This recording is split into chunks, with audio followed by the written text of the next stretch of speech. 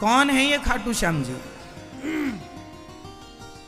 3 बाण से पूरा महाभारत समाप्त करने का काम संकल्प ले रखा था।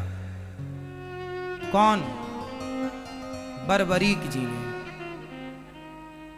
3 बाण से सारा युद्ध समाप्त। भगवान ने कहा अच्छा, यदि इस पीपल के पत्ते पर तुमने 1 बाण से छेद कर दिया तो मैं मान लूंगा कि तुम 3 बाण से पूरा महाभारत जीत लोगे या समाप्त कर दोगे। ठीक है। एक पांव पत्ते के नीचे, पांव के नीचे पत्ता दबा लिया भगवान ने और बाण चलाया। श्री बर्बरीक जी ने चलाया बाण। 1 बाण से सारे पत्तों में छेद हो गया।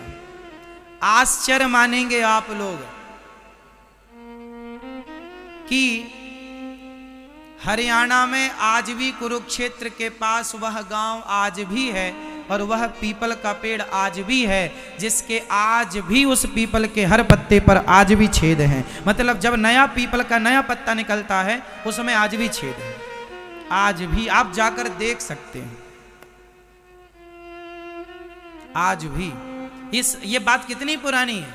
5000 साल पुरानी लगभग। भगवान ने तुरंत सिर काट दिया बर्बरीक जी का। सवाल कर लूं, अच्छा बताइए, भगवान ने बर्बरीक जी का सिर काट दिया तो क्या भगवान ने बर्बरीक जी के साथ सही किया कि गलत किया? आपके हिसाब से भगवान ने सही किया कि गलत किया? भाई, किसी का आपने सिर इसलिए काट लिया कि आप बहुत बड़े बलवान हैं, आप 3 बाण से पूरा युद्ध जीत लेंगे, तो आपका सिर काट दिया गया। तो भगवान ने सिर काट के सही किया भगवान श्री कृष्ण ने या गलत किया? जोर से।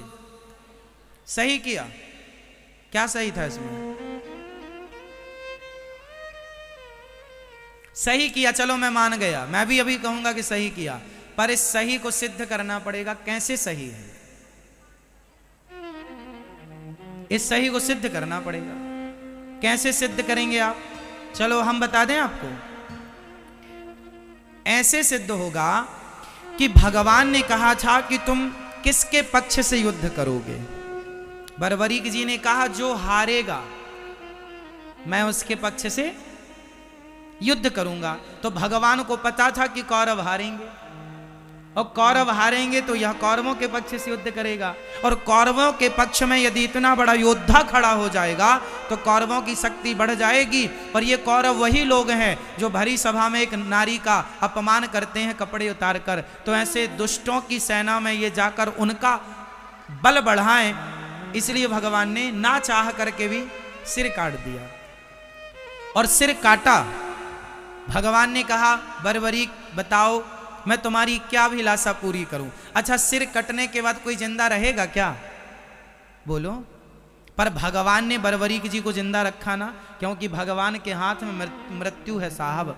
भगवान मरे को जिंदा कर सकते हैं। बताइए भगवान श्री कृष्ण ने किस मरे आदमी को जिंदा किया था? बताओ आप। वो कौन है जिसको भगवान ने जिंदा? बताओ। हाँ मैया बताओ मेरी मां। भगवान श्री कृष्ण ने वो कौन है जिसे मरे हुए को जीवित किया था?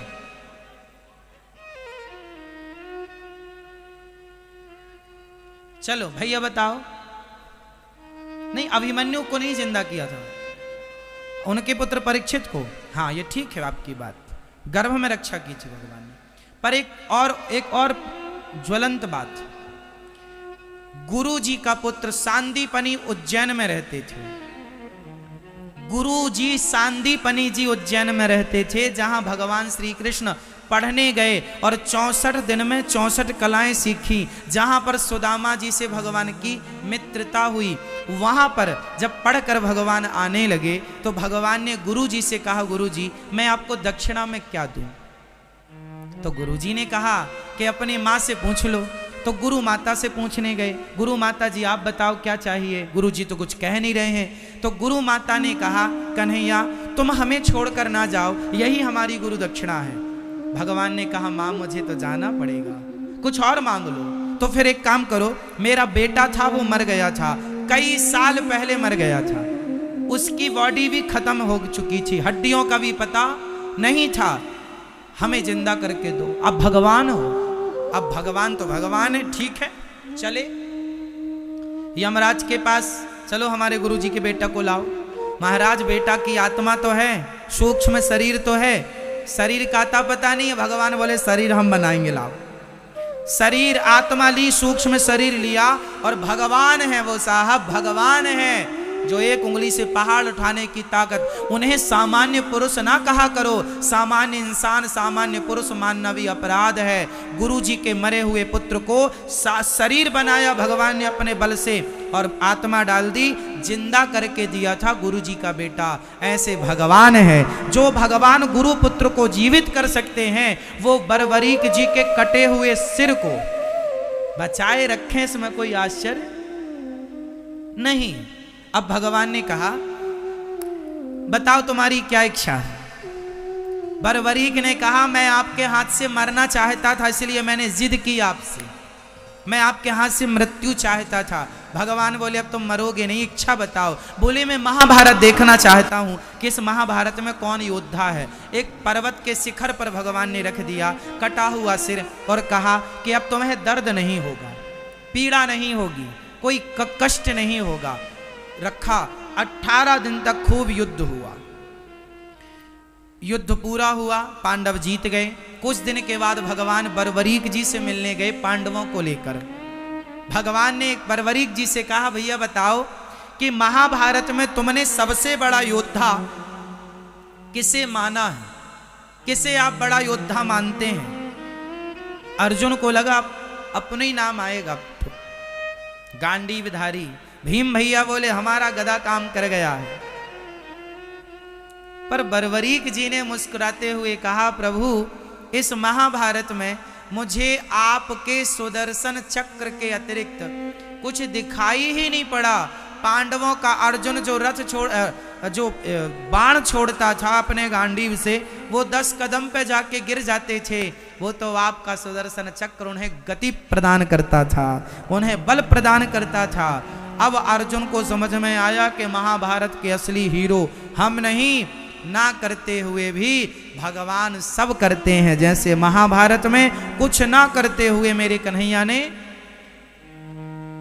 सब कुछ किया, भगवान ना करते हुए सब कुछ करते हैं। तो बरबरीक जी से कहा अब तुम्हारी इच्छा बताओ। प्रभु बस आपका दर्शन हो गया, कोई कामना नहीं। भगवान बोले सुनो तुम निर्दोष हो, तुमने कोई अपराध तो किया नहीं, मैं तुम्हें मृत्यु दंड किसका दूं। इसलिए जाओ अब से तुम खाटू में रहना, और मेरे अब तुम बरबरीक के नाम से नहीं, मेरा अपना मेरे बहुत सारे नाम हैं। गोविंद है, गोपाल है, मनमोहन है, मदन मुरारी है, गिरिवरधारी है, दामोदर है। इनमें एक नाम है मेरा श्याम सुंदर। तो जो श्याम नाम है वह श्याम नाम मैं तुम्हें प्रदान करता हूँ। तुम जाओ और खाटू में निवास करो, और तुम अब कलयुग में जो हार रहे हैं भक्त, उन हारे के सहारे बनते रहना। इसलिए उन्हें हारे का सहारा कहा जाता है। और श्याम नाम भगवान ने प्रदान किया, तो श्याम के नाम से चूंकि खाटू में विराजे तो खाटू श्याम कहते हैं। बोलिए खाटू श्याम की ऐसी कथा है श्री खाटू नरेश की। इसलिए 3 बाण उनके पास आज भी हैं। आप देखते हैं, दर्शन करते हैं, हारे के सहारे हैं। मतलब अब हारे के सहारे का मतलब ये नहीं कि तुम गलत काम करो और पुकार लो हे खाटू श्याम हम तो गलत चोरी करते करते पकड़े गए अब बचाओ। ऐसे हारे का सहारा नहीं है, जो सच के रास्ते पर हैं। और यदि उन्हें कोई कष्ट है तो भगवान चाहे आप कृष्ण नाम को पुकार लो, राम नाम को पुकार लो, खाटू श्याम नाम को पुकार लो, गोविंद देव जी को पुकार लो, जो सच्चे मन से जिनको पुकारेंगे, क्योंकि सब एक ही है, तो आप पुकार लें, भगवान उस रूप में आकर के आपकी मदद करते हैं। इसलिए आपको पहले सच्चा बनना पड़ेगा। भगवान सत्य के साथी हैं, झूठ के साथी नहीं है। झूठ का साथ बरबरीक देने चले थे तो भगवान ने उनका भी सिर काट दिया, हाँ या ना।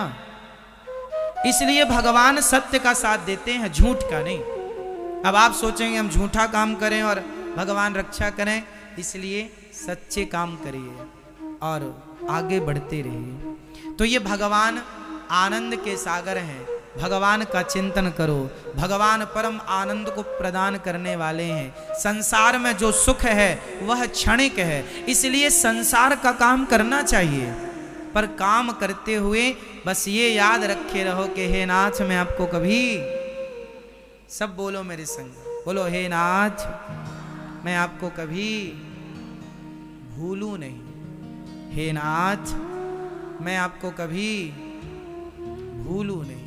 सदा भगवान का स्मरण। ऐसे भगवान सतचित आनंद विश्व की उत्पत्ति पालन संहार करने वाले ऐसे भगवान श्री कृष्ण को, राधा सहित श्री कृष्ण भगवान को हम बारंबार नमस्कार करते हैं। श्री कृष्णाय वयं नुमः।